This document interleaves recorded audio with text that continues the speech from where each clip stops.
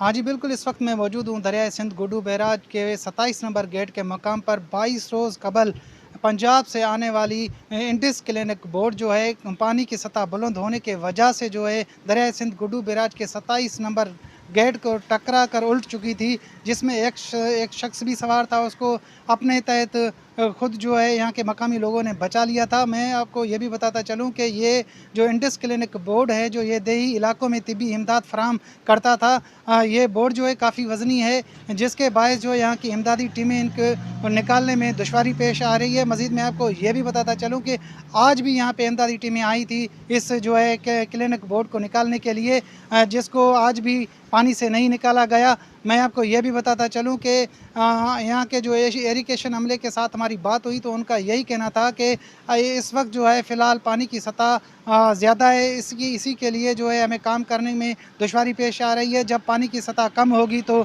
इस बोर्ड को यहाँ से निकाला जाएगा। जी।